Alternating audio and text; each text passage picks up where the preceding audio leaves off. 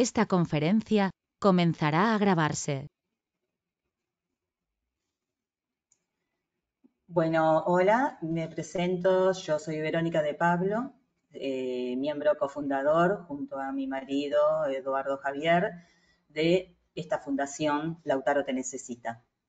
Es la última sesión, así que quiero agradecerles a los médicos que nos ayudaron a organizar este programa de formación profesional que surgió de una necesidad que pudimos percibir como líderes de este grupo de pacientes con leucodistrofias, tanto en Argentina como en Latinoamérica, al equipo de neurogenética del Hospital Ramos Mejía, el doctor Marcelo Kaufman y a la doctora Patricia Vega, que apenas escucharon nuestra propuesta, enseguida se pusieron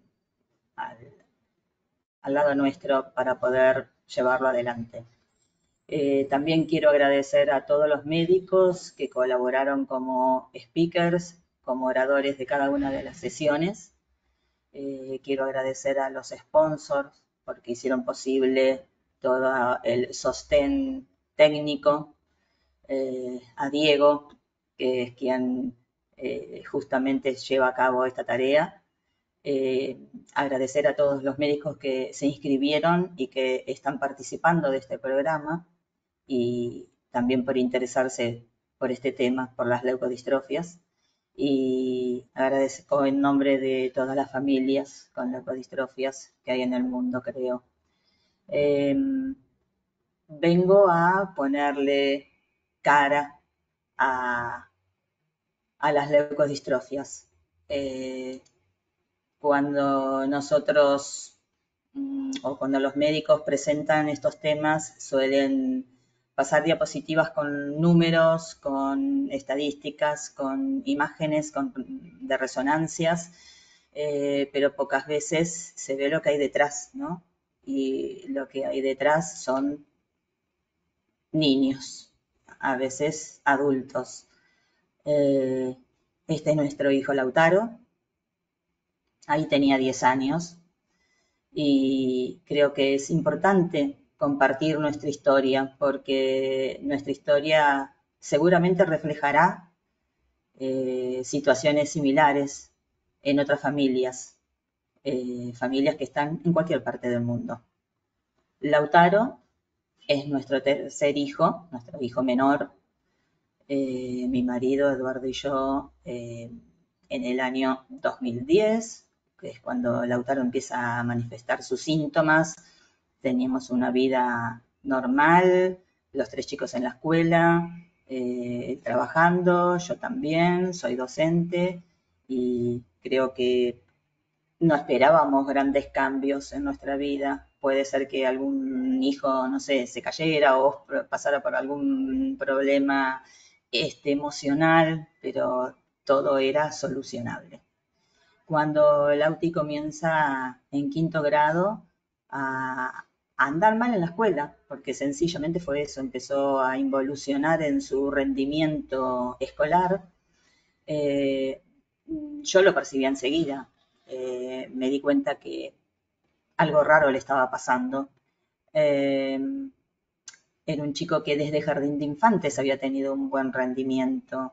A los 7 años jugaba las cartas, jugaba el truco, se asombraban en el balneario cuando hacíamos campeonatos de que él me acompañara como pareja. Jugaba al ajedrez. Y cuando en 5º grado empieza a andar mal, yo dije, esto no puede ser. Por eso inmediatamente antes de que los maestros nos llamaran la atención, fuimos a una psicopedagoga buena, de renombre, para que, bueno, lo observara, para que viera qué le pasaba.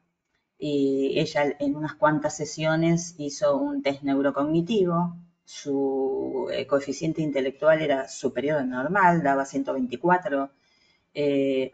Notó algunas, no dificultades, sino como que no estaba a nivel con ese 124, todo lo que era la faceta de ejecución, de asociación de ideas, pero bueno, estaba dentro de lo normal. nos recomendó ir a una psicóloga porque quizás Lautaro estuviera celoso de sus hermanos, de su mamá que había empezado a trabajar todo el día porque había ascendido a su cargo de directora, etcétera. Estuvimos 6 meses yendo a una psicóloga muy freudiana que me preguntaba si le había dado la teta demanda o en horario y cargando yo con todas mis culpas de haberlo hecho mal. Después de 6 meses, sin resultados, sin observar mejorías, sino al contrario, empezábamos a notar otras cosas en Lautaro, no ya solo el rendimiento escolar que estaba bajando, sino su letra empezaba a estar más desprolija a tal punto de no entender lo que escribía, cuando siempre había sido muy claro.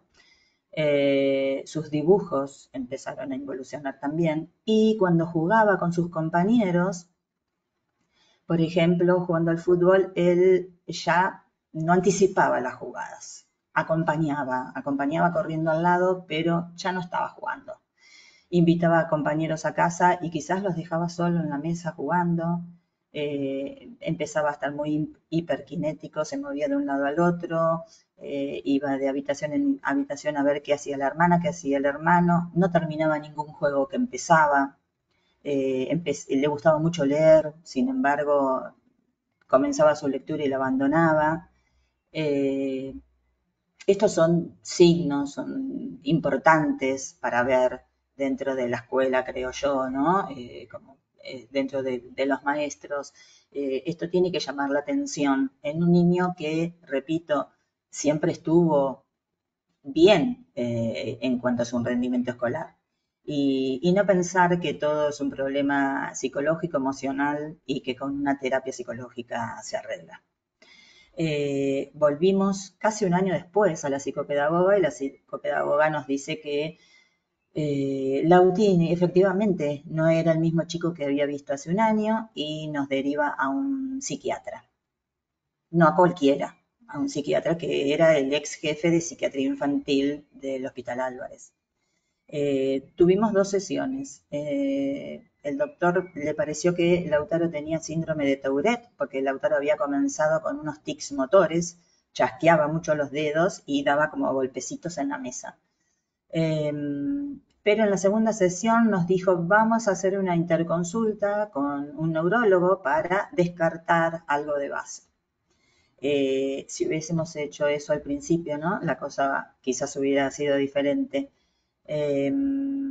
Claro, nadie podía imaginar que estaba sucediendo esto. En una visita al pediatra en 15 minutos de consultorio tampoco uno podía observar que Lautaro no era el Lautaro de siempre.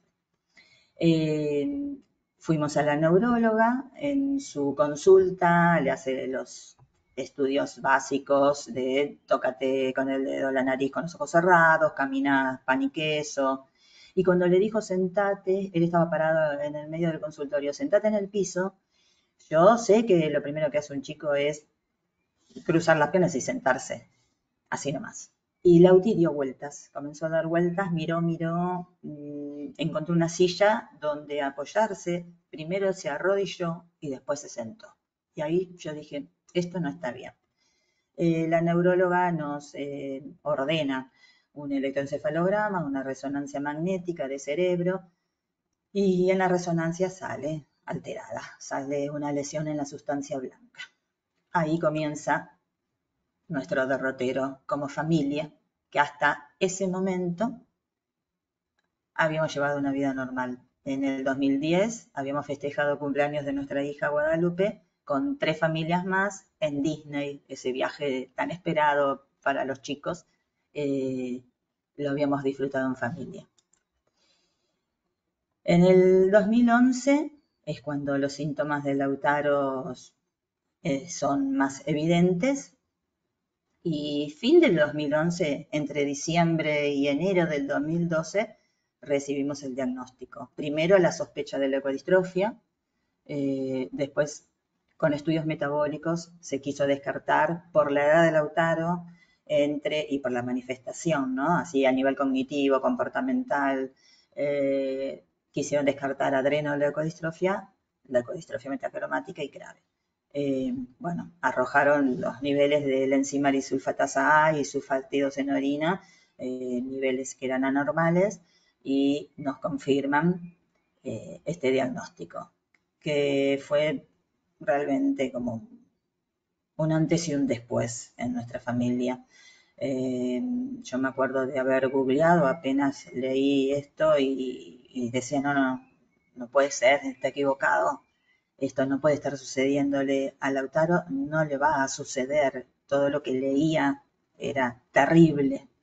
Recuerdo llegar a casa y no poder ni siquiera ponerme a llorar porque tenía mis otros dos hijos mirándonos. Y ahí comenzó nuestra búsqueda, comenzamos a buscar qué se podía hacer. Nos hablaron en los mejores centros de Argentina, públicos y privados. Fuimos a todos. Todos coincidieron en el diagnóstico, todos coincidieron en que, según la bibliografía internacional, se estaba haciendo trasplante de médula ósea para detener el avance. En realidad, también, si bien el trasplante es un tratamiento aprobado, era experimental en esta enfermedad, no se sabía mucho qué iba a suceder. En nuestro país no había registro, creo que una chica de Rosario se había hecho un trasplante para metacromática, nada más. Y no pudieron ofrecernos certezas en cuanto al tratamiento. Sentíamos que se nos venía el mundo abajo. Los doctores nos empezaron a nombrar que, bueno, que afuera se estaba haciendo este tipo de tratamiento. Comenzamos a buscar y me acuerdo que era enero, nosotros ya teníamos las vacaciones tomadas, nos fuimos al bosque, a Mar del Plata, y todas las mañanas yo googleaba, buscaba y escribía a todos lados, escribía a todos los centros, a Milán, que estaban haciendo la terapia génica, pero era para la manifestación infantil, escribí a Minnesota, bueno, asociaciones. Las que nos contestan inmediatamente fueron asociaciones. Una de Colombia, la Fundación LAES, y otra de España, ELA, leucodistrofia. Las dos presidentas de estas asociaciones eran madres, habían tenido hijas con leucodistrofia metacromática y las dos niñas habían fallecido. Nos hablan del trasplante y de la terapia génica. En la terapia génica no aplicamos por esto, el requisito era que fuese manifestación infantil, y nos hablaron de Estados Unidos, en Minnesota y del Duke Hospital. Escribimos allí y la doctora Joan Kurzberg del Duke University Hospital de Carolina del Norte nos llama por teléfono al día siguiente diciendo que quería mantener una conversación. Obviamente en el momento la mantuvimos, le contamos algunas cosas del Lauti, le mandamos los estudios y al otro día nos dijo que Lautaro era candidato al trasplante. Cuándo había que hacer el trasplante, le preguntamos y nos dijo ya. Sabíamos que el trasplante es, creo que el más complejo y riesgoso tratamiento médico que existe. Sabíamos que iba a tener una inmunosupresión con quimioterapia para condicionar su cuerpo, su organismo, para que recibiera la nueva médula. Hicimos estudios de histocompatibilidad y nuestros 3 hijos eran 100% compatibles. Dentro de la desgracia tuvimos esta bendición. Y también sabíamos que siendo el donante un hermano, era más sencilla la situación. El doctor Vinod Prasad, que fue quien se hizo cargo del trasplante de Lauti, utilizó menos quimio, en menor dosis y en menor cantidad de días, porque Guadalupe era la donante. La habían elegido a ella porque era la más grande en edad, en peso. Y bueno, acá venía el segundo problema, el presupuesto era de $1.000.000. Sin embargo, ya teníamos la luz, ya teníamos el faro que nos guiaba y comenzamos una campaña pública nacional que se llamó Lautaro te necesita, por eso le dejamos el nombre a la fundación.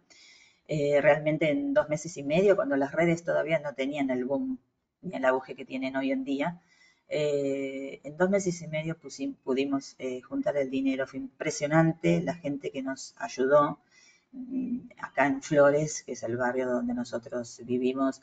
el Colegio Misericordia del Lauti, todas las escuelas de la capital federal,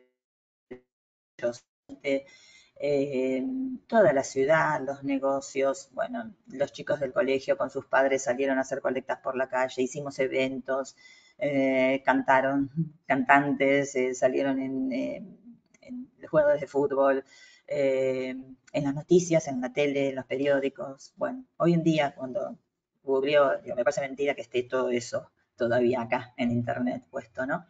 Se hicieron recitales muy grandes y hasta Soñando por Cantar, en ese momento Valeria Lynch, Patricia Sosa, Alejandro Lerner colaboraron con un recital.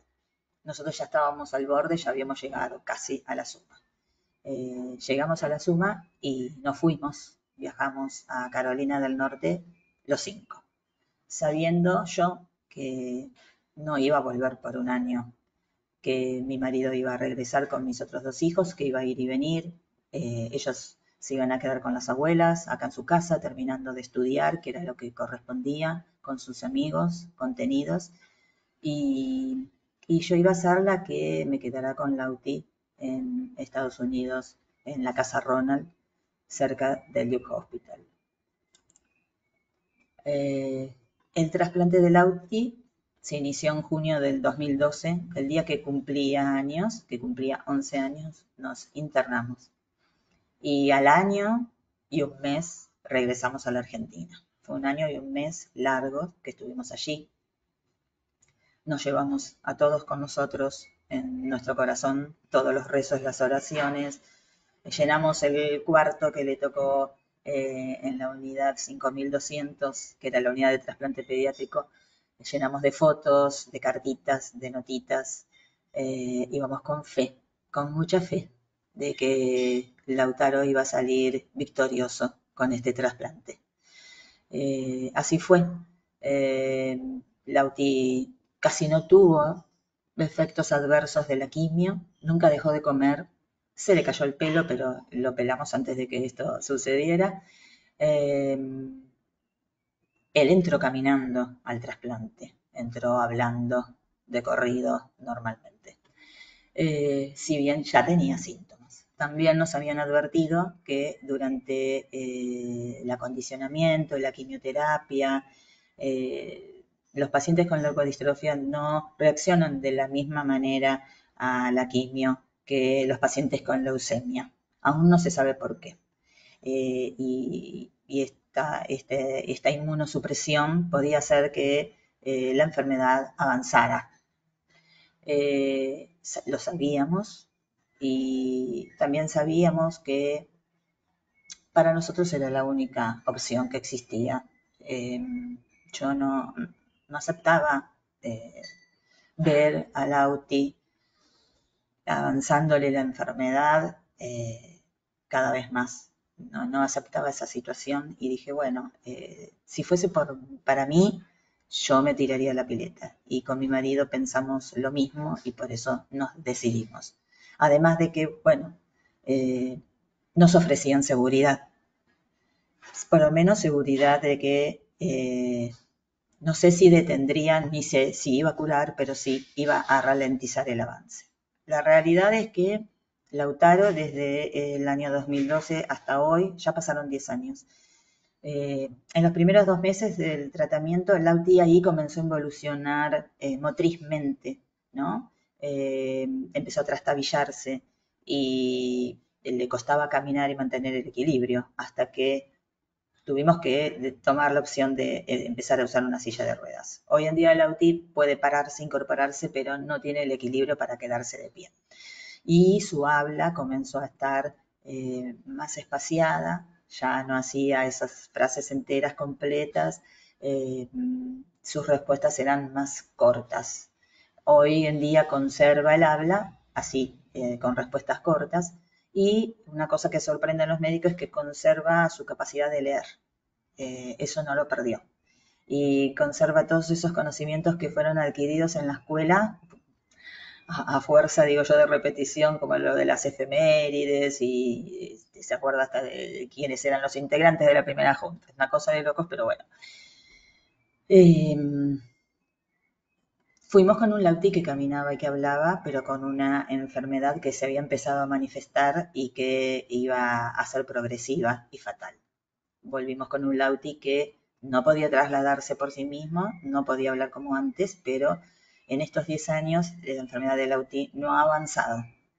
Las resonancias están iguales, Lauti no tuvo ninguna necesidad de internarse por ningún motivo, toma medicinas para la espasticidad, porque en la leucodistrofia metacromática el trasplante como que no llega, ¿no?, a detener el avance en lo motriz.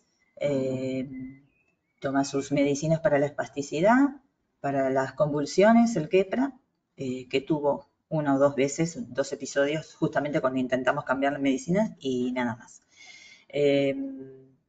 Gracias a Dios lo tenemos con nosotros. Volvió a escolarizarse, está con su familia, entiende todo lo que pasa, se ríe, escucha, disfruta. Tratamos de seguir haciendo la misma vida que hacíamos antes. Vamos de veraneo a la misma playa hace 30 años que veraneamos en Mar del Plata, en Punta Mogote. Y seguimos yendo y va a su escuela donde lo transporta una combi, es una escuela especial para chicos con discapacidad motriz, tiene un cuerpo de profesionales excelente, el edificio es excelente porque está hecho de entrada como un edificio accesible, es en el polo educativo de Saavedra, y conserva sus amigos del Misericordia, obviamente que lo siguen viendo, y obvio, nuestra vida ha cambiado. Retornamos a nuestro hogar, pero ese hogar ya no era el mismo que el que dejamos. La discapacidad se instaló en nuestras vidas porque convivimos con Lauti. Lauti tiene discapacidad. Y aprendimos a que en la vida vamos a sufrir muchos cambios y nos vamos a adaptar porque de eso se trata la vida, ¿no? De adaptarse a los cambios.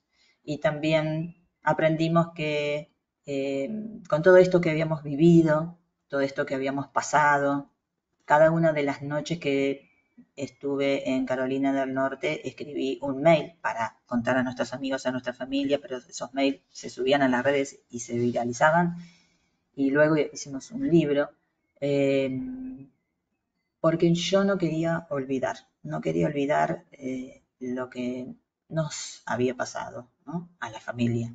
Y quería que esos mails fuesen como una memoria, un diario al que yo pudiera recurrir cuando necesitara algún dato médico, porque anoté hasta todos los datos médicos, las medicinas que le daban, las dosis que le daban, las conversaciones que teníamos con los médicos, con el equipo de finanzas del hospital, que también tuvimos, y también iba manifestando cómo me sentía, ¿no?, frente a esto. Creo que fue un momento donde yo tuve una comunión total y absoluta. Yo soy una persona de fe, y sentí que Dios nos estaba acompañando, que estaba dándonos la mano. Nunca me enojé con el diagnóstico del Lauti, porque la vida es así. No se mueren ni se enferman las personas malas, se mueren y se enferman muchos. Y no se trata de justicia o injusticia, se trata de qué es lo que nos pasa y qué podemos hacer con lo que nos pasa. Y bueno, nos había pasado mucho, habíamos recopilado mucha información, habíamos tenido mucho contacto con médicos, con asociaciones, y con Eduardo dijimos, bueno, esto no puede quedar en la nada. En nuestro país no hay una asociación de pacientes con leucodistrofia, pongámonos al servicio de ellos. Y así fue como en diciembre, el 20 de diciembre del año 2013, firmamos el acta constitutiva de la fundación. Y aquí comienza otra historia, la historia de la fundación. La misión es mejorar la calidad de vida de las personas que estén afectadas por leucodistrofias, promoviendo la educación y la investigación en busca de lo que consideramos es el objetivo fundamental, llegar a diagnósticos tempranos, diagnósticos precoces que posibiliten el acceso a tratamientos. Ya sabemos que una enfermedad progresiva neurológica, siempre que se diagnostique tempranamente, es mejor porque va a recibir la ayuda de las terapias de rehabilitación de manera más rápida y eficiente. Pero en el caso de las leucodistrofias, hay algunos tipos de leucodistrofias que, si se diagnostican a tiempo, pueden recibir un tratamiento como lo es el trasplante de médula ósea, como lo es la terapia génica para la leucodistrofia metacromática, que hoy está aprobada en Europa. En diciembre de 2020 se aprobó, por uso compasivo ya empezó a brindarse ese tratamiento en Minnesota, en Estados Unidos. Ya está aprobada la terapia génica para adrenoleucodistrofia también. Y bueno, en la enfermedad de Krabbe, que era la tercera leucodistrofia que tenía como tratamiento el trasplante, también ya se está realizando un ensayo clínico que es trasplante junto con terapia celular. Entonces, es, creo, sumamente importante poner atención en esto. Si las nuevas tecnologías, la investigación, la ciencia nos están ofreciendo nuevos tratamientos que vienen de la mano de estos avances de las terapias celulares, tenemos que pensar qué vamos a hacer con los diagnósticos. Vamos a tener tratamientos, pero no personas para tratar. Así que creo que es un tema a debatir la ampliación de la pesquisa neonatal para estas leucodistrofias. Bueno, como fundación, la verdad que somos muy ambiciosos. No solamente nos quedamos con la parte médica y la parte de contención y ayuda a las familias, sino que comenzamos a incursionar en otros ámbitos que obviamente tienen que ver con las leucodistrofias porque son ámbitos donde la discapacidad es el tema recurrente y la accesibilidad obviamente también. Uno lo vive en carne propia cuando quiere salir, cuando transita por la calle, cuando quiere ir a un cine, cuando quiere ir a la plaza, porque gracias a Dios hoy en día las familias no se esconden más. Antes el que tenía un hijo con una enfermedad o un pariente con una enfermedad neurológica lo escondía. Y la verdad que creo que se llegaron a sentir sentimientos como de vergüenza por tener un familiar enfermo, ¿no? Como si uno hubiese tenido culpa de que esto sucediera. No tiene que haber vergüenza, no tiene que haber miedo y creo que si conviviéramos más con personas con discapacidad, no nos llamarían la atención, no los miraríamos y eso lo vemos en las familias donde se crían hijos que son, algunos son sanos y otros tienen discapacidad. Y a los hijos que son sanos no les llama la atención el hijo que tiene discapacidad. Al contrario, lo tratan como uno más, si tienen que retarlo lo retan, y si tienen que pelear se pelean, y si tienen que ayudarlo lo ayudan. Dentro de los proyectos que como fundación comenzamos a elaborar, fuimos creciendo de a poco. Nosotros nos fuimos preparando. Siempre digo que la vida nos hizo cambiar totalmente. También en cuanto a profesionalmente nos hizo cambiar. Empezamos a tomar cursos de capacitación, de liderazgo, de cómo juntar fondos, recaudar fondos, de cómo se lleva un libro de entradas y salidas para la parte contable de la asociación, cómo se redactan actas, cómo se hace una memoria, cómo se hace un balance, cómo se hace una nota a una obra social o a una prepaga que no cumple. Hay que saber de todo, hay que saber un poco de todo y creo que para hacerlo hay que hacerlo bien, con compromiso, con responsabilidad y con muchas ganas. Realmente la fundación pasó a ser nuestra pasión. Desde el asesoramiento a las familias, primero eran de Argentina, luego empezaron a contactarnos de otros países de Latinoamérica, obviamente todas familias de habla hispana, inclusive que viven en Estados Unidos pero se manejan en español. Desde los encuentros anuales, las capacitaciones médicas, las acciones solidarias, el financiamiento de estudios genéticos, las campañas de difusión, el proyecto de sillas adaptadas. Todo esto comenzó a formar parte de nuestro crecimiento y de nuestro crecimiento en las redes y de ese crecimiento que buscábamos como institución. Institución que ya el año que viene va a cumplir 10 años de recorrido y siempre decíamos con Eduardo, claro, lo que te da seriedad es el recorrido, es el tiempo. El primer año, el segundo año, el tercer año, y bueno, nos estaban conociendo. Quizás muchos dijeron, se van a cansar, no va a durar esto. Y sin embargo, siguió, y siguió cada vez más fuerte. En la fundación tenemos un registro de pacientes. Llevamos en Argentina 300 personas registradas y una creciente participación en Latinoamérica. Sabemos que el registro de pacientes es confidencial, los datos son privados, no los compartimos con nadie, pero nos ayuda a nosotros para saber ubicar dónde están las familias, qué tipo de enfermedad es la prevalente. Esta es una estadística vieja, pero la compartimos por el mero hecho de tener una imagen de lo que hacemos. Y ahora lo que estamos buscando es, una vez que ya tenemos detectadas familias en todas las provincias, es armar un mapa de recursos para que las familias sepan dónde recurrir, que no tengan que trasladarse siempre a Buenos Aires, que sepan dónde se pueden hacer una resonancia magnética de cerebro, donde se puede hacer una polisomnografía, donde se puede realizar estudios metabólicos, que aunque parezca mentira, no en todas las provincias se hacen todos estos estudios. Un evento que nos encanta y que lo hacemos con sumo placer es el encuentro anual de familias. Comenzamos con poquitos en el año 2014, acá en la ciudad de Buenos Aires. La Fundación Navarro Viola nos había prestado el salón en el centro y habían venido algunas familias desde Salta, Tucumán, nos había llamado la atención, éramos pocos. En ese primer encuentro, la doctora Patricia Musolino participó virtualmente por Skype, no existía el Zoom, y estaba el doctor Martino, junto con el doctor Asif Packer, que era el que estaban representando el laboratorio Bluebird Bio, y empezaban a hablar del ensayo clínico para adrenoleucodistrofia de la terapia génica.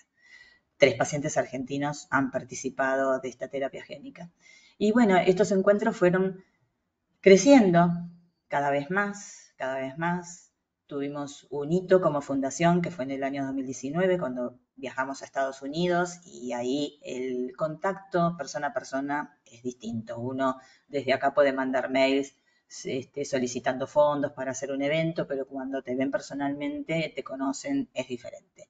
Y bueno, creo que ahí fue un cambio. Pudimos hacer encuentros más importantes, de mayor cantidad de días, como este es el último, el de este año, que fue en el Howard Johnson Ezeiza, donde estuvieron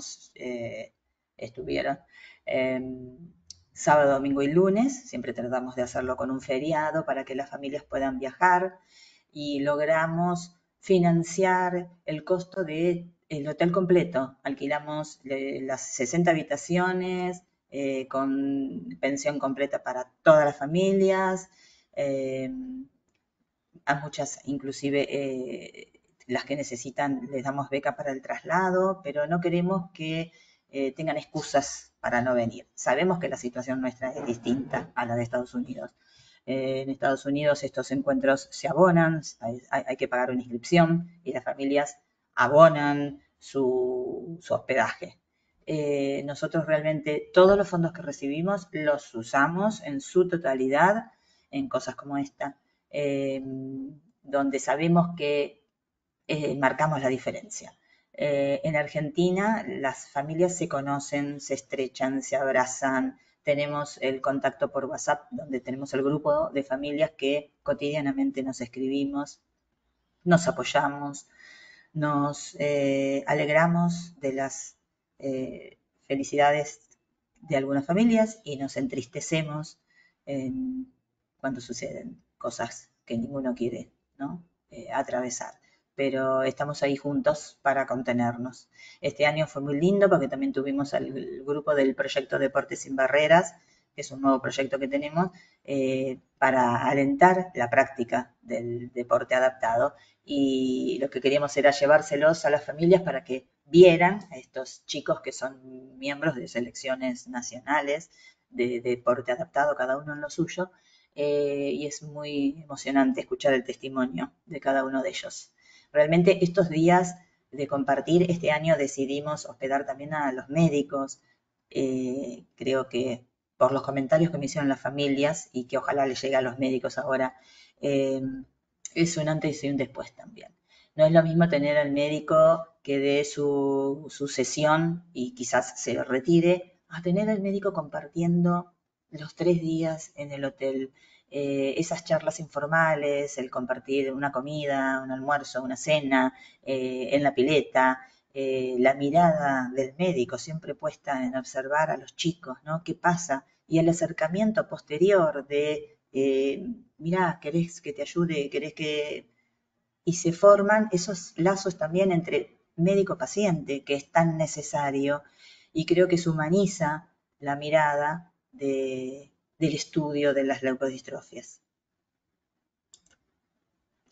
Una de las capacitaciones médicas que hicimos fue en el año 2017. Acá está, yo la adoro, la doctora Joan Kurzberg, la del medio, la de blanco. Y el doctor Vinod Prasad, que está a su lado. Para mí ellos fueron los que lo salvaron a Lauti. Vinieron a mi casa a saludar a los chicos en ese año 2017, fuimos a cenar juntos, nos escriben siempre, tengo el WhatsApp de los dos, y realmente desde el primer día, sin conocerlos, que les escribimos y nos contestaron al día siguiente, yo pensaba, es como si para el doctor Prasad y la doctora Gruber, Lautaro, mi hijo, fuese el único paciente, porque me contestaban al momento. Y después pensé, bueno, es porque estoy en el trasplante, pero después que pasó el trasplante lo siguen haciendo. No sé cómo hacen, pero esa sensación de que el médico está solo para vos, eh, es muy loco. En esa oportunidad, el doctor Amartino fue el que hizo la convocatoria a los médicos. Estuvimos con Jimena de la Fundación Delfina Baratelli, el doctor Fernández Sasso, y bueno, la doctora Kurzberg habló de los beneficios de las células de cordón, que ella fue la que realizó el primer trasplante con células de cordón. Cuando una niña, que creo que tenía una cardiopatía, no encontraba donante, ella se animó y le dijo a la familia, si ustedes están de acuerdo, yo realizaría este trasplante, pero no con un donante vivo, con células de cordón. Y así lo hicieron. Y resultó favorable. Y de allí en más, cuando los pacientes que llegan al DIUC no tienen un donante vivo, relacionado, compatible, buscan en el banco de cordón. También que ellos tienen un banco privado grande, y cuando llegamos con Lautaro al día siguiente nos dijeron, ya tenemos un cordón por si a Guadalupe le pasa algo ese día y no puede ser la donante. No es la misma historia que en Argentina, pero bueno, existe. También desde el año 2016 tenemos un programa de financiamiento de estudios genéticos. Comenzamos haciendo panel de genes y después terminamos haciendo exomas completos. Sabemos que hay familias que no tienen obra social, que no tienen recursos para pagar este tipo de estudios, y el Estado no los cubre, y sabemos cuán importante es llegar a tener el diagnóstico específico cuando es necesario, cuando un niño puede aplicar y está a tiempo a aplicar algún tratamiento. Así que la verdad que ayudar en este tipo de proyectos para nosotros es esencial también. Se han beneficiado muchas familias argentinas, porque no solo se brindaba el asesoramiento del diagnóstico del paciente, sino que también se ha estudiado al resto de la familia, y siempre, obviamente, esto se hace con la presencia. La doctora Patricia Vega los recibe en el consultorio de neurogenética, las familias viajan, se ven los estudios, se hace un consentimiento, se firma el consentimiento informado, se toma la muestra de sangre, y luego las devoluciones siempre son de médico a familia, ¿no? nosotros somos un puente, somos el que presentamos los pacientes al equipo de neurogenética y les decimos, mira, se aplican, acá tenemos otro candidato. Otra tarea que realizamos es la traducción de material, las guías de manejo y tratamiento para las leucodistrofias. Está todo colgado en nuestra página web. La guía de cuidados para el paciente con leucodistrofias también lo tradujimos del inglés y esta guía, Vivir con leucodistrofia, es un resumen del consenso internacional realizado por la doctora Vanderberg, Florian Egler y unos cuantos más,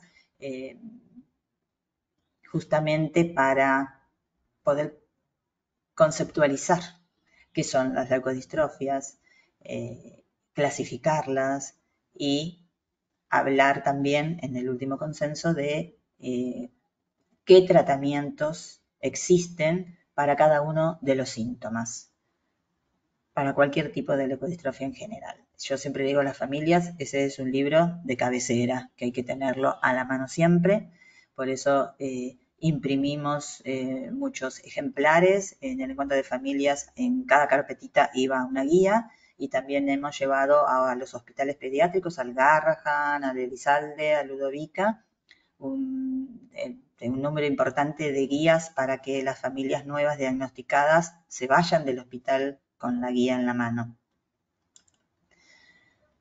Este es el libro que les comentaba, que es un resumen de las 404 noches que pasamos en Carolina del Norte. En la foto de la tapa estamos con Lauti cuando salía del colegio. En la foto chiquita a la derecha es cuando está saliendo su día, el día que salen de la unidad de trasplante, hacen como un desfile y le tiran papel picado. Y la otra foto es la puerta de entrada de la Casa Ronald de Carolina del Norte. También una experiencia inolvidable, la Casa Ronald. Aprendimos mucho estando allí, aprendimos del Family Support, de la unidad de trasplante, vinimos con muchas ideas, visitamos la Casa Ronald Argentina y comenzamos a ser una institución aliada de la Casa Ronald en Argentina. Antes de la pandemia realizábamos con una frecuencia mensual, y a veces quincenal, almuerzos solidarios. Era una cosa que aprendimos allí. En Estados Unidos, todas las noches había un grupo de personas, un grupo de trabajo, un grupo de estudiantes, un grupo de una iglesia,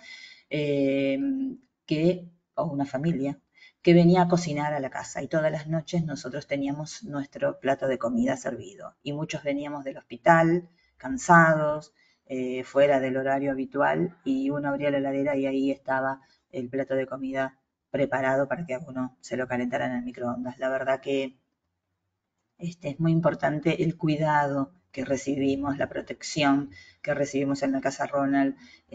Cuando yo me quedaba sola, precisaba hacer una compra o traerle algo a Lautaro, había muchos voluntarios ofreciéndose, yo te llevo, yo te traigo, o te lo cuido al auto y vas vos, y con actividades para hacer con los chicos, porque obviamente había que estar encerrados, pero al aire libre se podía estar mientras estaba inmunosuprimido, y había actividades preparadas para que los chicos no se aburrieran, porque los chicos son chicos. Por más que estén atravesando un tratamiento así, los chicos quieren jugar, quieren divertirse. Y allá íbamos con nuestro barbijo y nuestro delantal antes de la pandemia a disfrutar de las actividades del Halloween, venían profesores de un museo con las especies, la araña o no me acuerdo, los peces para mostrarnos cuando no podíamos salir de la Casa Ronald. La terapia con los perros, bueno, de todo. Fue la verdad una experiencia muy linda haber atravesado esos días en la Casa Ronald, y una experiencia que quisimos replicar acá. De hecho lo hicimos y seguimos trabajando en colaboración con la Casa Ronald, festejando el Día del Amigo internacionalmente. Nos mandamos mensajes, regalitos con las familias que están alojadas en la Casa Ronald, y sabemos que todas están pasando por la misma situación de angustia frente a la salud de un hijo. Este es uno de los proyectos que les decía que si bien no es específicamente que tiene que ver con las leucodistrofias, tiene que ver con la discapacidad y tiene que ver con la accesibilidad. Cuando regresamos con Lauti nos encontramos con que Lauti crecía, aumentaba de peso, aumentaba de altura y nos costaba mucho llevarla a la orilla, más en Mar del Plata donde las extensiones en Punta Mogotes de arena seca son metros y metros. Y unos amigos nos hicieron una de estas sillas, una, y la llevamos, la usamos para Lautaro. Nos paraban en la orilla, ay, ¿dónde sacaron la silla? ¿La queremos comprar? ¿Dónde? Y no, empezamos a decir, no, la verdad que las hizo un amigo, y ahí comenzamos a pensar, ¿y si las replicamos así a nivel masivo? ¿Y si hacemos muchas? Y al lado de nuestra carpa veranea una familia que son directivos del Industrial Tabelli de Mar del Plata. Y ahí nació ese verano la idea de, bueno, incorporemos como proyecto pedagógico el hecho de adaptar estas sillas y se comenzó a trabajar en el taller y los chicos, los estudiantes de sexto año comenzaron a diseñar cosas diferentes. Mi Alegia acá no, me parece que lo podemos poner allá. Entonces aprendían a su vez contenidos que tenían que ver con el diseño. Obviamente el profesor de taller los guiaba en todo lo que fuese la adaptación de la silla. La empresa Solcito, que fabrica reposeras, vio una silla en una expo acá en Buenos Aires. Los chicos vinieron, trajeron 6 sillas nada más, ¿no? Las vio, les gustó, los chicos explicaron de qué se trataba el proyecto y el dueño de Solcito dijo, bueno, yo les voy a donar 200 sillas para que ustedes puedan trabajar. Y así fue como ese año, en vez de 6, entregamos 40 sillas de estas, sillas adaptadas para terrenos irregulares como puede ser la arena seca, como puede ser también piedritas, la costa de un río, no siempre tiene por qué ser un mar. Cafamar, que es la Cámara de Ferreteros y Afines de Mar del Plata, donó las ruedas de carretilla y bueno, los chicos hacían el trabajo. Así se armó ese primer verano, junto con el EMTUR, el ente de turismo de Mar del Plata, la donación a 40 balnearios de estas sillas de traslado. La verdad que fue maravilloso porque los guardavidas nos empezaron a mandar videos y nos decían, no sabés cómo la gente lo empieza a usar en La Perla, creo que llegaron a usarla como 40 veces en el día, bajaban y subían, y comenzó a expandirse el proyecto porque gustó, porque se difundió y empezaron a ofrecernos, a llamarnos desde Tucumán, desde Córdoba, en Cura Brochero este año vamos a entregar 25, en Santa Fe, en la costa, desde, bueno, Mar del Plata siguió con las sillas, pero se sumó Necochea, se sumó Pinamar y junto con este proyecto, nosotros entregamos en pandemia un proyecto que tenía que ver con la accesibilidad en los balnearios, desde cómo tenían que ser las rampas, que en su mayoría están mal hechas, contar con un puesto sanitario, la señalética, lugares de sombra, un camino que lleve al mar, lugares donde hubiese un servicio, una ducha por lo menos. Y bueno, cada ciudad comenzó a trabajarlo. Algunos más rápidos, otros más lentos, pero por ejemplo Necochea ya hizo sus rampas, sus caminos al mar, hasta iluminados. Necochea también tiene playas extensas. Tiene su programa de cuidadores de playa, que son chicos con discapacidad, que obviamente están con su programa de empleo, o sea, se les paga un sueldo, y la fundación colaboró con la indumentaria, las camperas y las remeras, y estos chicos ayudan a los guardavidas y son los que hacen como una tarea preventiva en la orilla, avisando a la gente si hay marea alta, si los vientos, dónde está el puesto sanitario, etcétera.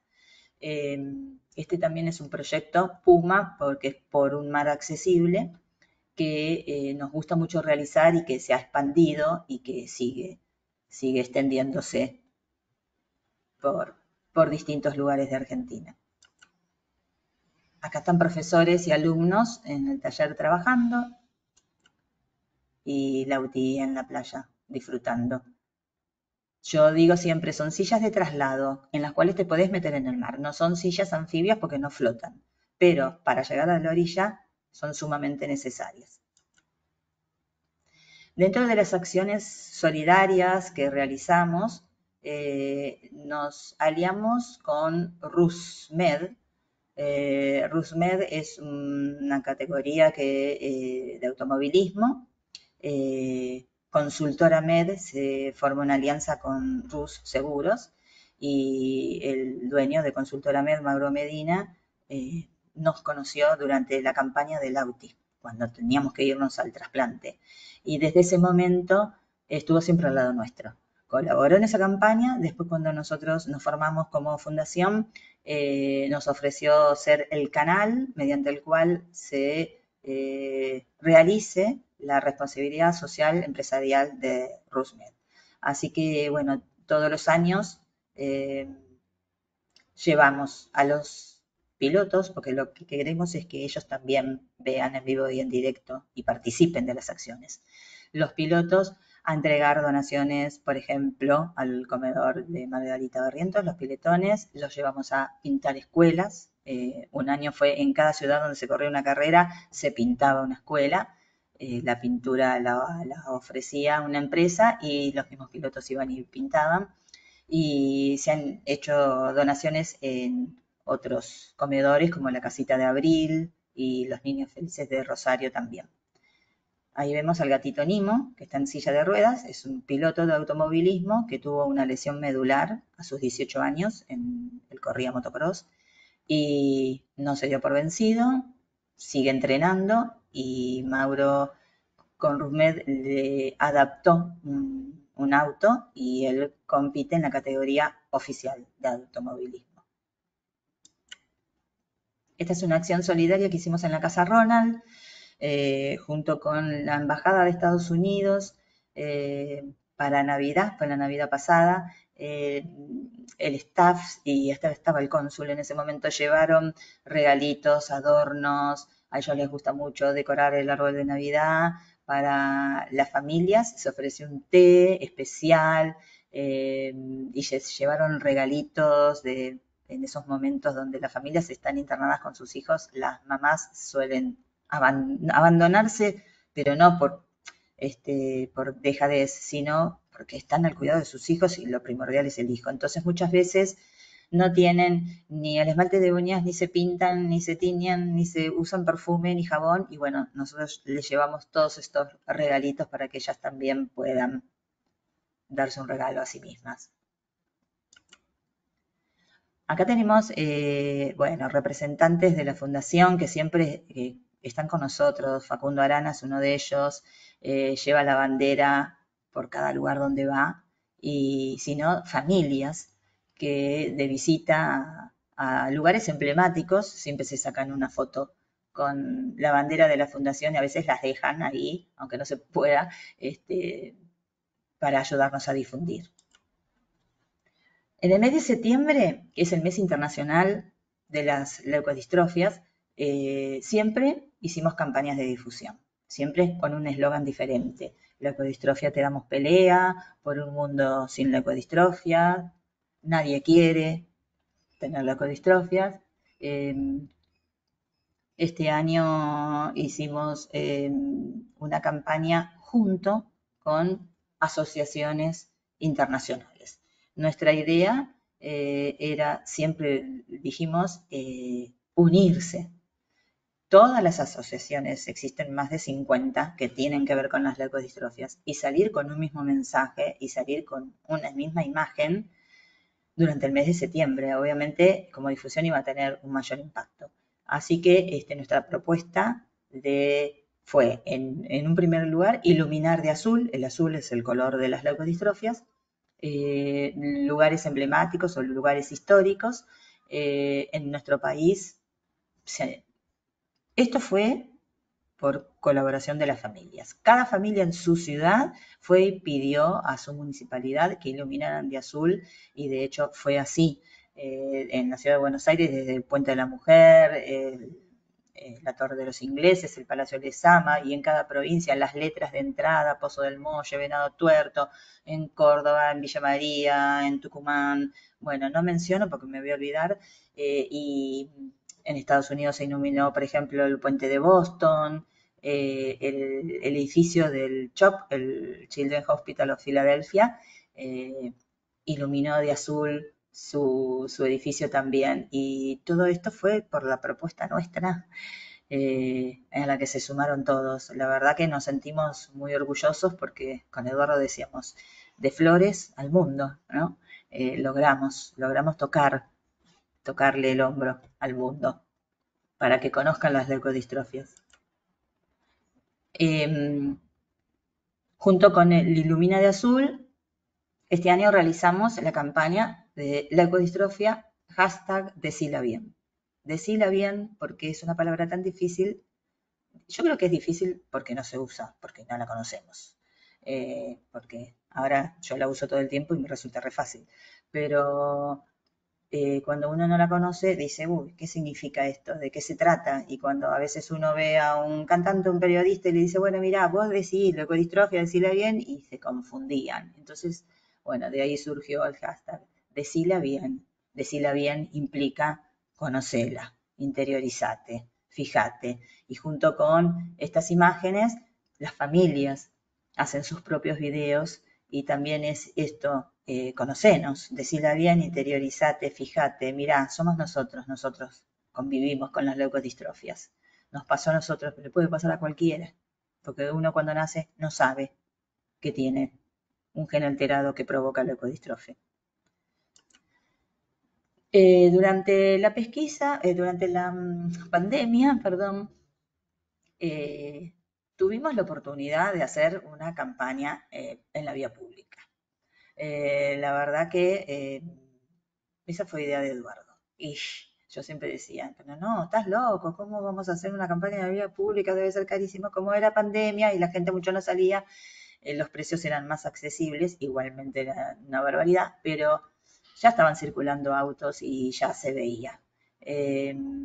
Hicimos una sobre leucodistrofias y otra que fue esta, la de la pesquisa neonatal para adrenoleucodistrofia. Nosotros propusimos, veníamos reuniéndonos con el director de hospitales públicos de la ciudad, Sergio Auger, con Claudio Aranda, el coordinador de pesquisa en el Hospital Durán, y con nuestros asesores veníamos reuniéndonos hablando de esta posibilidad de incluir la adrenoleucodistrofia en la pesquisa neonatal. Es la leucodistrofia más prevalente, más frecuente porque está ligada al X, es la leucodistrofia que si se agarra a tiempo el trasplante de médula ósea detiene, impide que aparezcan los síntomas. Y no hablamos de terapia génica porque dicen que va a ser carísimo, pero tenemos el trasplante de médula. Y bueno, quisimos hacer pública y difundir nuestra campaña. Presentamos el proyecto de ley en la legislatura porteña. Nuestra idea es hacer un estudio piloto en la ciudad que sirva de base para saber cuál es la prevalencia en nuestro territorio, ¿no? Porque hablamos de prevalencia, pero es a nivel internacional, 1 en 17.000. En ciudades donde se ha hecho un estudio piloto, en Francia y en Minnesota, la prevalencia que encontraron es mucho más baja. En Francia fue 1 en 5.000. Así que creo que este estudio nos podría servir para conocer muchos datos epidemiológicos y también para, bueno, empezar a realizar ese protocolo de seguimiento a los niños que nacen con esta enfermedad, que en definitiva es el protocolo de seguimiento que se les hace a los hermanitos del hermano mayor diagnosticado con la enfermedad que no llega a tiempo. O sea, ya se está haciendo el seguimiento. Entonces, ¿por qué no hacerlo desde el nacimiento? ¿Por qué no hacerlo donde va a existir una ventana terapéutica para poder realizar el tratamiento con éxito? Creemos que es fundamental empezar a debatir este tema. Otro de nuestras incursiones en políticas públicas fue la modificación del Código de Tránsito cuando comenzamos a escolarizar al AUTI, nos dimos cuenta que las licitaciones se hacían, pero en base a ninguna norma, o sea, al buen criterio, porque cuando pedimos información en el Código de Tránsito no existía el norma que aplicara al transporte de personas con discapacidad. No existía ninguna norma, ni acá ni en la provincia de Buenos Aires. Entonces propusimos incluir. Trabajamos durante 2 años con los 2 bloques mayoritarios de la legislatura porteña y logramos ponernos de acuerdo e incluir un articulado que tiene que ver con esto, con la necesidad de que estas rampas hidráulicas tengan determinado peso, porque había chicos que tenían silla motor y no podían subir, con la necesidad de que si había algún chico que no podía por criterio médico ser trasladado de su silla de ruedas a la butaca, que es lo que hacen usualmente, debía viajar en su silla de ruedas con anclajes al piso. Bueno, todas esas modificaciones se realizaron y hoy día están rigiendo. Este es el proyecto Costero Accesible que también presentamos y tiene que ver con políticas públicas en la zona de la costa, en Necochea, en Pinamar, en Mar del Plata, en Miramar. En esas 4 ciudades presentamos este proyecto que nos llevó también bastante tiempo hacer un relevamiento, un estudio de la legislación comparada, de cómo era en otros países, de qué leyes existían en el nuestro, que tenemos buenas leyes y hay buenos trabajos realizados, lo que pasa es que hay que aplicarlos. El problema nuestro es ese, que hay que aplicarlos. Y acá están los profesores en distintas ciudades junto con las sillas que veníamos trabajando en el proyecto Puma. Esto fue en el año 2019, cuando les dije que fue un antes y un después para la fundación. GLIA, que es el Consorcio Internacional de la Ecodistrofia, que está formado por médicos, por investigadores, por la industria y por asociaciones, nos convoca a la reunión que se hacía en Filadelfia, en el Hospital de Niños de Filadelfia, y bueno, apostamos con Eduardo y con Lautaro, fuimos, y la verdad que fue una experiencia maravillosa. Pudimos conocer a todos esos médicos que veíamos, que leíamos en internet y que veíamos por videos, los pudimos conocer en persona. Pudimos conocer a muchos representantes de laboratorios y a muchos líderes de asociaciones de pacientes. Fue muy importante, fue esencial estar en esa reunión, presentarles nuestras sugerencias. Los argentinos siempre tenemos ese don de poder dejar huella a dónde vamos, ¿no? Y quizás hacer cosas que no están acostumbrados en Estados Unidos o en Europa a hacer. Y bueno, llevamos una carpeta con mucho material, con testimonios de familias de Argentina, de Brasil, de Chile, familias con hijos que tenían la enfermedad avanzada, familias con hijos que habían realizado un trasplante de médula o que habían participado en un ensayo clínico. Así que pudimos dejar mucho material. También llevamos el material que habíamos traducido en español, porque evidentemente en Estados Unidos hay familias de habla hispana que lo necesitan. Y ahí planteamos la idea de empezar a realizar las campañas internacionales en forma conjunta. Les costó un poquito escucharnos, pero bueno, llegó el momento en que aceptaron hacerlo. Ese mismo año, en junio, nos invita la ULF, la United Leukodystrophy Foundation, que es como, no es una federación, pero vendría a serlo, reúne y ahora está cobijando bajo un abanico grande a esas asociaciones específicas. En Estados Unidos son tantos los habitantes y tantos los afectados por leukodistrofias que tienen asociaciones para cada tipo de leucodistrofia, para LD, para MLD, para CRABE, para Vanishing, etc. Brindamos nuestro testimonio como familia, en primer lugar, con Lautaro. Se sorprendieron de cómo estaba Lautaro, de la oportunidad que nos habían dado, bueno, nos hicieron muchas preguntas sobre el trasplante, sobre los resultados, y también brindamos nuestro testimonio como fundación. Este proyecto, Deportes sin Barreras, es uno de los últimos proyectos que estamos elaborando y que tiene como propósito impulsar la práctica del deporte en los niños con leucodistrofias o con cualquier otra enfermedad neurológica que produzca una discapacidad. Todos estos deportistas que ven ahí son miembros de selecciones nacionales. Georgina Melatini es en parasurf.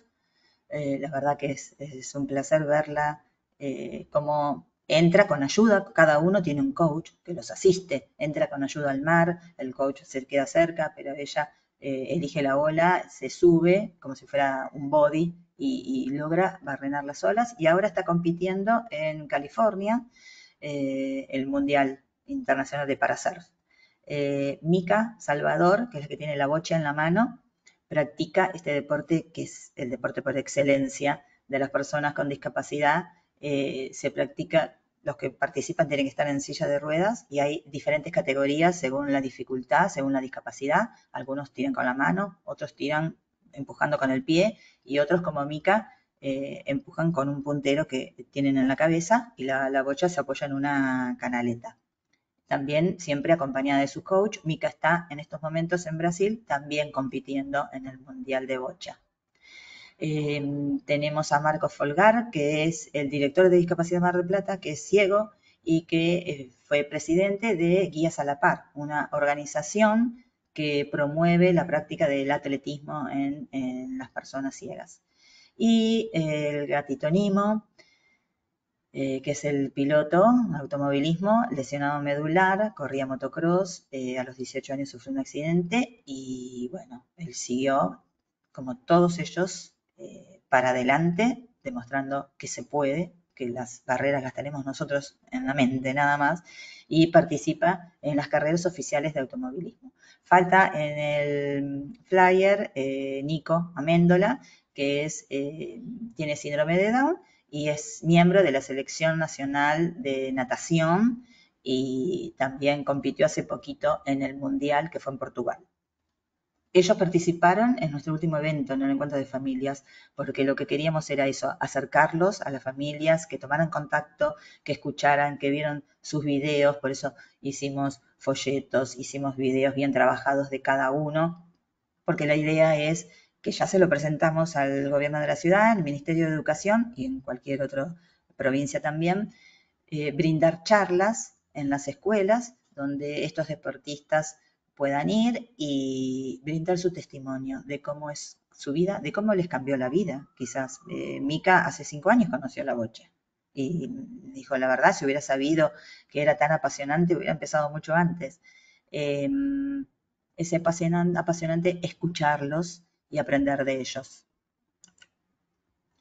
Dentro de las capacitaciones médicas y de los médicos que traemos y que son jornadas que realizamos en forma específica un día determinado, cada vez que hacemos el encuentro de familias también traemos un especialista del exterior para que tomen contacto con las familias.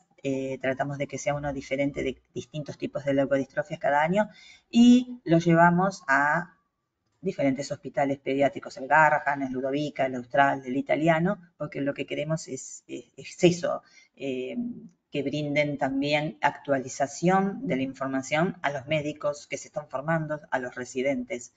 Y este año, como les había comentado, decidimos crear este programa de formación profesional para los médicos que desearan saber más, que desearan especializarse. No había un programa de especialización en leucodistrofias. En la carrera de base de grado, la verdad que casi ni se las nombra a las leucodistrofias y creo que es una oportunidad muy importante porque está destinada a pediatras, neuropediatras, también hay genetistas anotados, pero es una oportunidad importante para médicos que no son de la ciudad de Buenos Aires, para médicos que son del interior y para médicos que son de otros países, porque es un curso virtual. Son 22 clases, ya estamos terminando, bueno, esta es la última sesión, donde los mejores profesionales argentinos de leucodistrofias están presentes dando una clase, un tema determinado. También hubo 3 clases donde había médicos internacionales y hay una plataforma donde se puede intercambiar opiniones. Cada profesional deja su clase grabada, pero también deja material. Se hace un breve test, un multiple choice para pasar a la clase siguiente y al final del curso va a haber un examen final que hay que aprobar para obtener el certificado. Yo agradezco a los sponsors que siempre nos permiten también concretar los proyectos que nos proponemos. Y este programa es auspiciado por el gobierno de la ciudad y por la SAM, la Sociedad de Neurología Argentina. Acá es un poquito para que vean, hay 47, son 48 ahora, pero bueno, en ese momento eran 47 participantes, 33 son neuropediatras, 6 especialistas en genética, uno en biología molecular, uno en farmacología, uno en neurofisiología y 5 pediatras que tomaron este curso. Y son de los siguientes países: Argentina en su mayoría, Bolivia en 13%, Colombia un 2%, Perú un 4%, Chile 4% y México un 11%. Hablando de poner cara a las leucodistrofias, quizás muchos médicos de ustedes reconozcan algunos de ellos. Todos estos niños y niñas hoy ya no están, todos han fallecido por las leucodistrofias.